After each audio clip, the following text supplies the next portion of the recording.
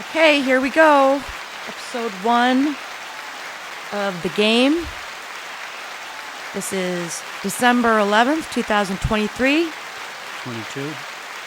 December 11th, 2022, featuring Brian Kolb. Ladies and gentlemen, thank you. Hi, baby. Greetings. That was a good introduction. It could always get better. But look, this is what we're calling the game. And the game of politics and the game of sports. And I thought this might be a great dress rehearsal, if you will, or pilot recording. We have all our equipment here for the audience that cannot see us. We've got 2 mics, 2 DJs, and trying to capture some of this on film as well. So, Brian, this is your floor. This is your voice. And you can speak about anything you'd like to. We're about a little bit into third quarter of the Buffalo Bills game, playing the New York Jets. And what say you? Well, the weather is really bad in Buffalo in terms of trying to have 2 teams play at their best. But what are you going to do? Only the good Lord creates the weather in our world, so we just have to go with whatever He delivers us. So right now it's a battle between 2 very tough defenses, and a good game to watch, but not an exciting game to watch so far because the scoring has not been very high. Well, kind of begs the question, why don't we have a dome? Well, I think it's an easy answer, and you mentioned earlier we're going to talk about sports, we're going to talk about politics, but what drives all of this is business and money. And basically right now, to build a dome in Buffalo or Orchard Park would cost another estimated $600, $700, $800 million, which is a lot of money. And then who's going to actually foot that bill? And in Buffalo, in the Buffalo region, and even with Canada and the Rochester area, there's just not enough substantial corporate partners that could help fund a dome in our stadium. So really, even in New York State, the Governor Hochul, and the legislature got criticized for giving so much money as it is for the Bills Stadium. So that's really what it comes down to, is a matter of dollars and cents. So we can't just sign anything and gather a bunch of signatures and make it happen as the people? No, I think ultimately, if the Bills organization really wants a dome, the Bills owners, the Pagulas, would have to, if you will, belly up for another $600-700 million. And although they're billionaires, I'm guessing that they don't see a ROI on that type of investment. That was funny. Well, okay, so back to the Bills and the Jets game. What do you think about how Josh Allen is handling the ball?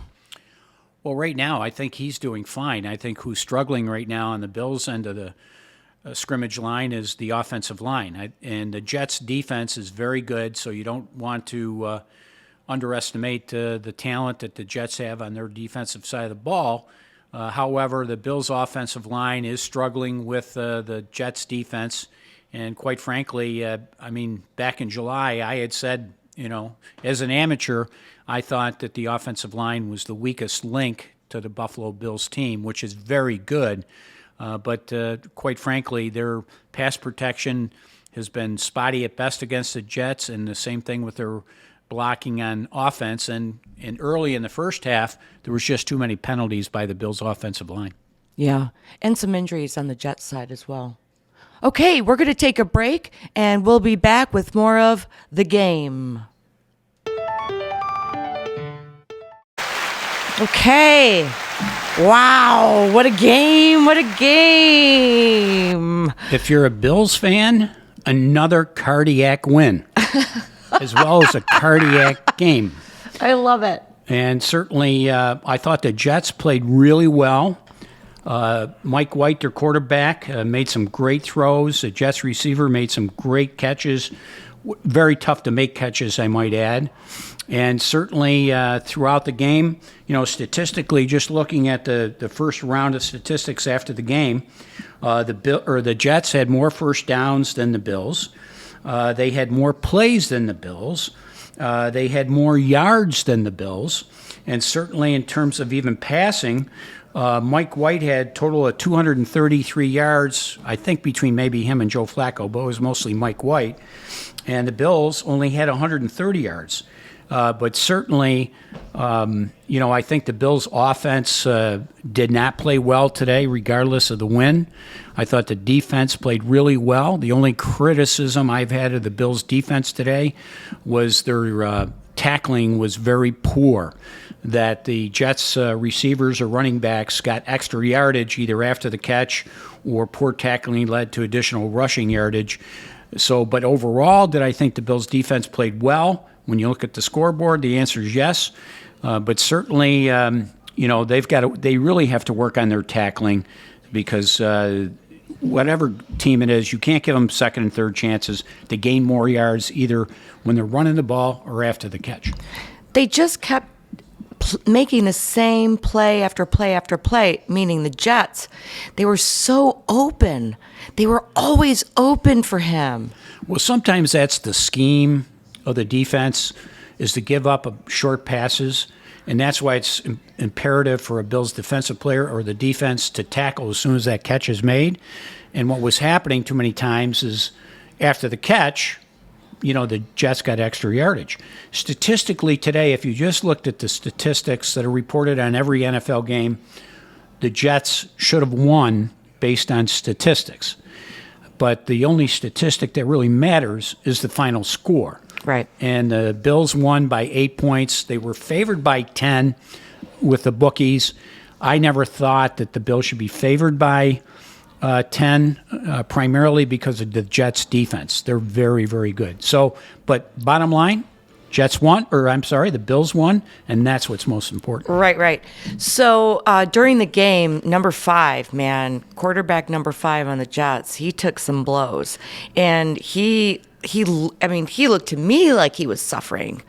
What did you think? Well, I thought that he took some hellacious hits from the Bills defense, all clean hits, but he was getting pounded.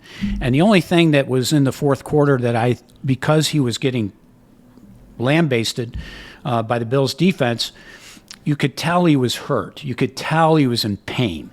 And I think as much as it's always nice to put your chest out and say, look how tough I am, I put this on the Jets coaching staff that you're putting a player in peril. You're playing a player that's hurt. And I'm not talking about, just a little ding. He was getting hit in the upper body in his rib cage. It'll be interesting to see if he's really injured or whether he's just, in bumps and bruises. We'll see that when the injury report comes out for the Jets next game next week. But he really withstood some very tough, clean hits by the Buffalo Bills defense. Right. Wow. Well, we hope that all is well with him. We never want pain and suffering to be brought on anyone, but correct, unless it's the Dolphins. I'm only kidding. Yeah, I'm only kidding, Dolphins fans. I'm only kidding. I was just going to segue there. Great minds think alike. So, what do you think next Saturday night? What is it? 8:20 p.m. 8:15. 8:15 at Highmark Stadium in Orchard Park. The Dolphins come into town. Play the Bills. Again, I think a crucial division game that the Bills must win. Certainly, Miami beat the Bills at home when the temperature was about 190 degrees. So it'll be very, very interesting. I know 4 Dolphin fans for sure.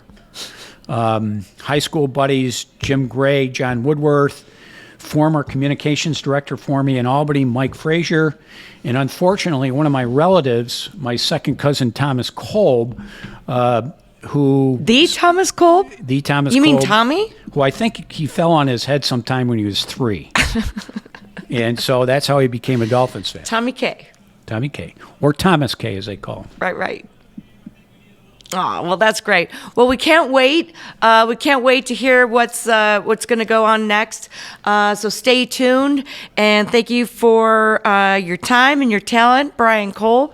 And this was the game.